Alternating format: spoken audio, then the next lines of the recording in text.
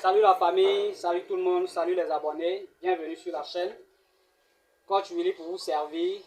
Je parle de pressing, je parle de blanchisserie, je parle de tout ce qui est en lien avec l'entretien du textile.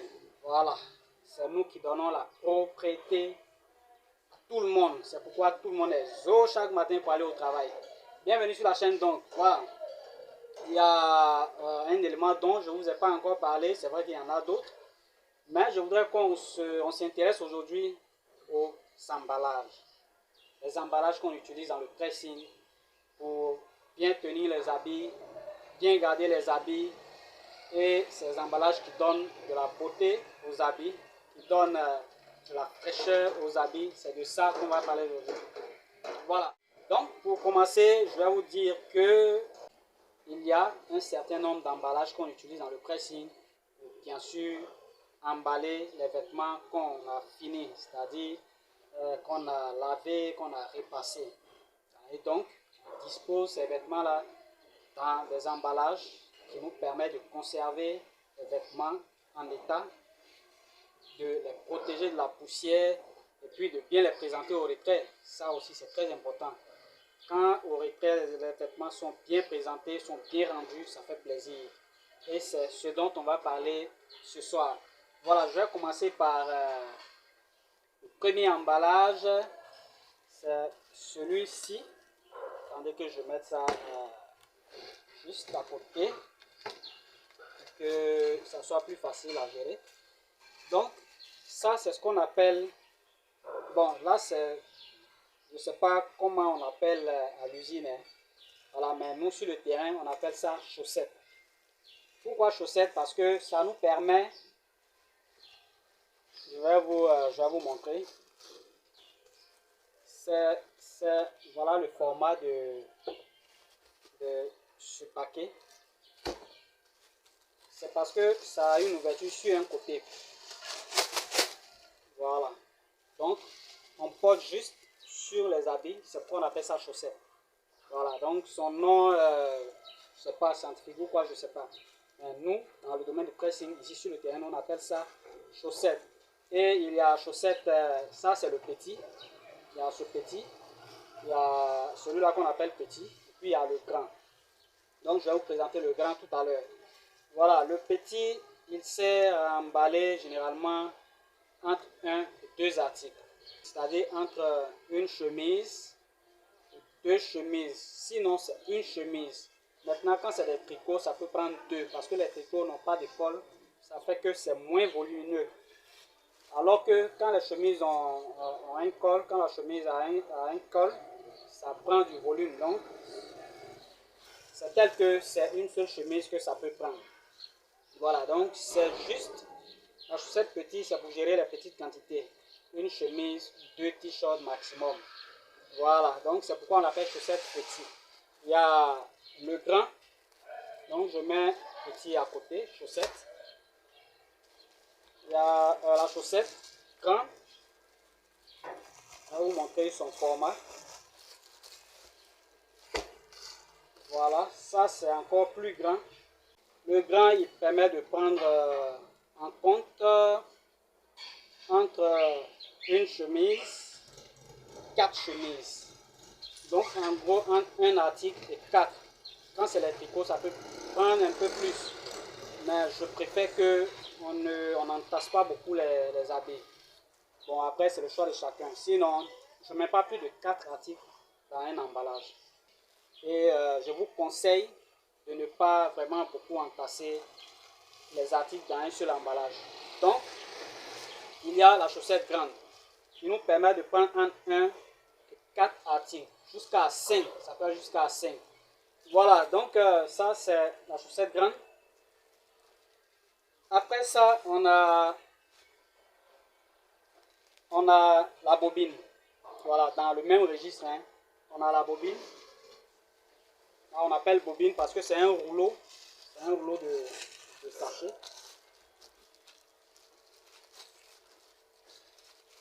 C'est un rouleau.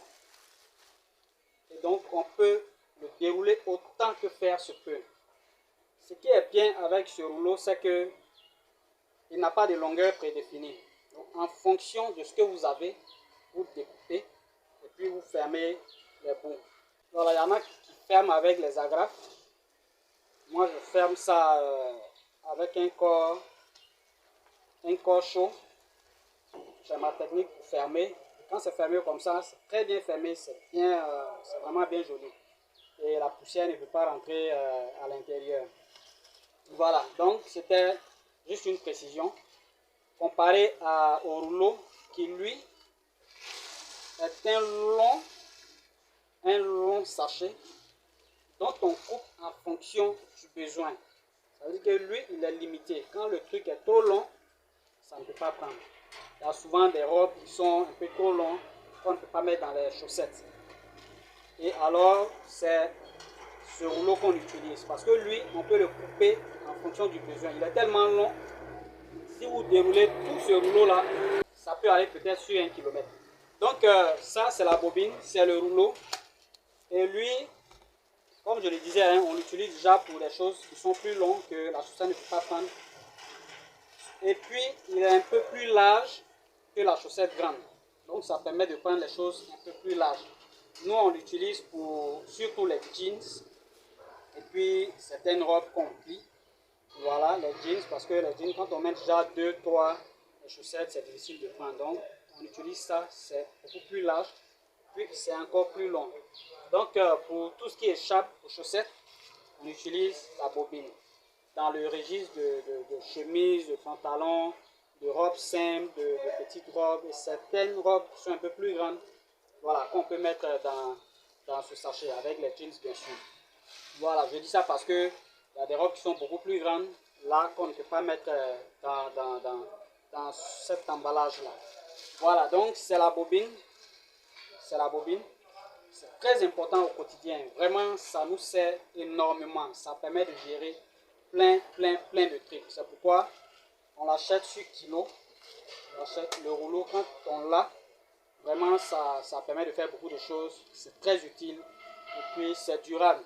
Étant donné qu'on a les autres qui sont là, qui accompagnent, ça fait que quand tu as un rouleau de ceci, ça te fait vraiment un long moment. Voilà. Après le rouleau, on a toujours dans le même registre, sachet d'emballage simple. On a les sachets à rabat. Sachet à rabat parce que là, on a une poche qui nous permet de fermer automatiquement le sachet. Quand on enlève, vous voyez, il y a juste il y a une colle dessus et il y a une bande qui est sur la colle. Lorsqu'on enlève la bande, à ce moment la colle est dehors. Et quand on plie, on rabat sur le reste, ça colle automatiquement. Là, on n'a pas besoin d'agrafer, on n'a pas besoin de coller par la suite, ça se colle automatiquement. Voilà. Son caractéristique, c'est que déjà ça colle automatiquement, c'est bien. C'est brillant par rapport aux autres, très brillant, très lisse. Une petite comparaison. Voilà. Et il est très agréable à voir. Quand on emballe des vêtements avec ça, c'est vraiment chic, c'est vraiment joli à voir. Et chez nous, on utilise celui-là pour les clients vraiment spéciaux. Voilà, ceux qui payent bien, ceux qui sont réguliers, ceux qui ne discutent pas, c'est eux, c'est pour eux, on paye ça là. Ceux qui discutent beaucoup là, eux-mêmes là même, dans les sachets même, on ne gagne pas là. Ça même, on veut prendre. C'était juste pour plaisanter. Voilà, donc vous dire que ça, c'est pour les clients spéciaux, ceux-là vraiment qui nous font plaisir chaque fois, qui nous encouragent chaque fois. Ça, c'est pour eux. Et donc, voilà, seulement c'est plus cher que les autres. Voilà, c'est pourquoi on l'utilise pour les clients spéciaux. Ça revient beaucoup plus cher. Voilà donc ce cas dans le même registre, le sachet d'emballage. Lui aussi, il est en chaussette. Hein. Voilà, parce que c'est juste une ouverture. Et puis, voilà. Donc, vous avez compris. Alors, après cela, on a les sachets de veste. Je vais enlever une feuille, vous allez voir. Voici donc le sachet de veste. Voilà, comme vous pouvez voir, c'est bien long. pouvoir tenir les vestes, même quand elles sont un peu plus longues. Voilà, donc ça prend pratiquement toute catégorie de vestes, à moins que la personne soit démesurement grande. Voilà, et donc ça a une ouverture. Quand la veste est sur cintre, on met la veste à l'intérieur, sort le cintre, et puis hop, la veste est emballée. Vous avez le choix de fermer le bas pour éviter que la poussière monte, parce qu'il y en a qui laissent souvent très longtemps les choses dans le pressing avant de retirer. Donc je vous conseille de fermer en bas pour éviter que la poussière monte dedans et puis salisse le bord de la veste en bas. Voilà donc en gros les emballages qu'on utilise au pressing. Il peut y en avoir d'autres, mais ceux-là sont vraiment utiles au quotidien. Et il faut dire que tous les emballages que j'ai montrés, il y en a de beaucoup plus grands encore et de beaucoup plus petits. Voilà, donc c'est les modèles que nous on utilise fréquemment et qui sont utiles au pressing. Ce sont ces modèles-là que je vous ai présentés. Il y en a de plus petits, je ne sais pas ça va contenir quoi, ça ne concerne pas le pressing. Il y en a de beaucoup plus grands. Bon, ceux-là déjà ils font le travail. Voilà donc pour les vestes, voilà. Et quand vous achetez cela, c'est en colis, c'est attaché.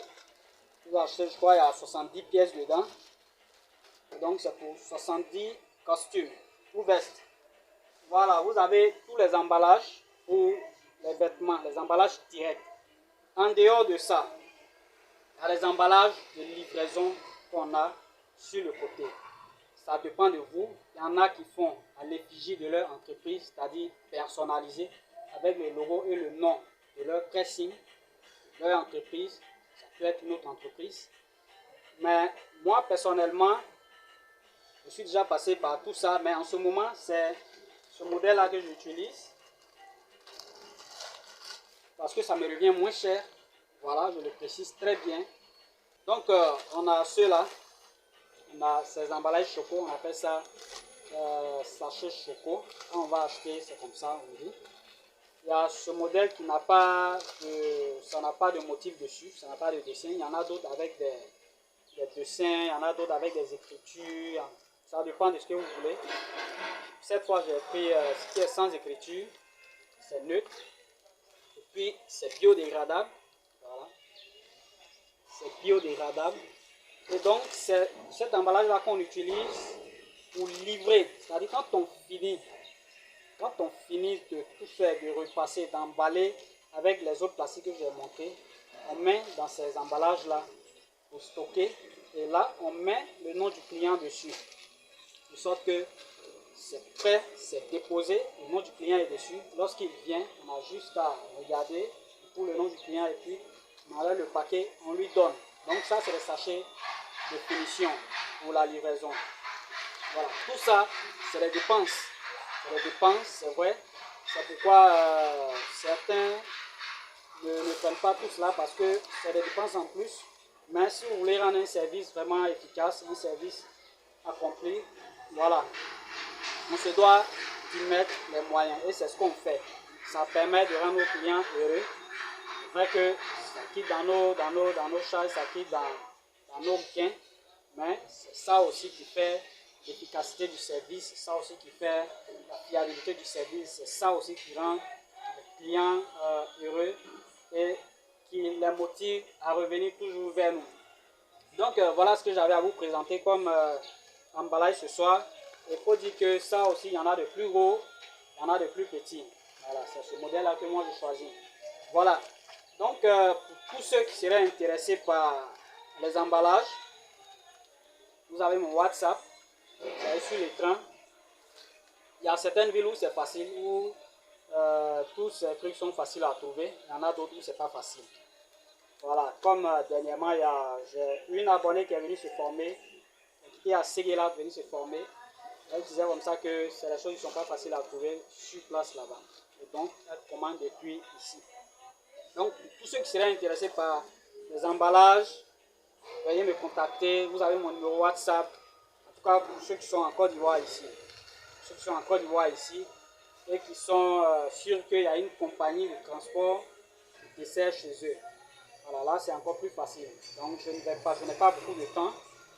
Donc, c'est vrai, je vais vous aider, mais je ne peux pas faire l'impossible. S'il n'y a pas de compagnie fiable qui va chez vous, je suis désolé, je ne peux pas chercher les petites compagnies qu'on ne connaît pas là. Donc, soyez sûr qu'il y a une compagnie fiable qui est reconnue, qui est régulière, qui va chez vous. En ce moment, je peux vous livrer où que vous soyez. Voilà, à vos frais bien sûr. Donc, c'est ça. Pour ceux qui ont besoin de ces emballages-là que je viens de citer, écrivez-moi sur mon WhatsApp et puis on va gérer ça ensemble. Merci d'avoir suivi la vidéo. C'était Coach Willy pour vous servir. J'espère que la vidéo a été utile pour vous.